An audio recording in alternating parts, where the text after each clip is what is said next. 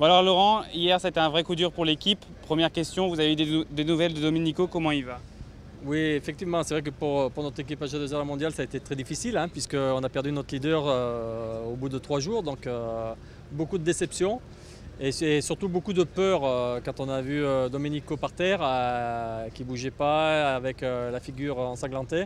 C'est vrai qu'on a eu peur. Heureusement, les nouvelles ont été plutôt rassurantes. Après la course, avec le médecin de la course, avec le médecin de notre équipe, Roberto, et puis moi-même, on a été à l'hôpital de Gênes pour le visiter, pour parler également avec les médecins de l'hôpital, qui nous ont rassurés, puisque en dehors du gros traumatisme crânien qu'il a eu, il a eu également 3 plaies au niveau de l'arcade sourcilière droite, une plaie au niveau des sourcils, la sourcil droite. Heureusement, il n'avait pas de fracture. Les résultats du scanner qu'il a passé hier sont plutôt bons et rassurants, donc ça c'est très bien pour l'avenir.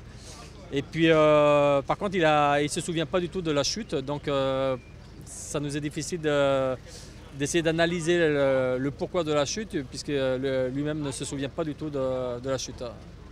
C'est vous le directeur sportif qui est arrivé sur place? Oui, oui, oui. Et le vélo, comment il était?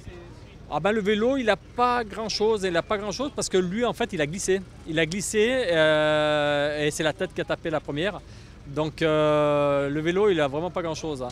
Mais bon, par contre, c'est sûr qu'on aurait préféré ne pas voir Domenico dans une telle position. D'accord, ça veut dire que du coup, c'est vraiment une glissade, hein, c'est pas une défaillance technique du matériel? Ah non, non, non, pas du tout. Non, non, non, non, c'est une glissade. Alors, est-ce qu'il a freiné dans le virage et c'est ce qui l'a fait partir? On ne sait pas du tout. On sait pas du tout.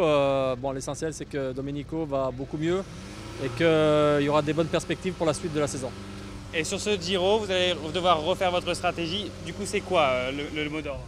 La stratégie a été refaite, puisque donc on rebascule le rôle de leader à Carlos Betancourt. Et puis évidemment, la tactique va être d'aller gagner des étapes. Aujourd'hui, c'est vrai que c'est important d'aller au moins, de se mettre souvent en position pour aller gagner des étapes. Le général, on oublie?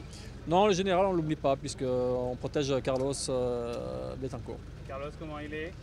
Il est plutôt dans une forme qui commence à s'accroître, à devenir intéressante.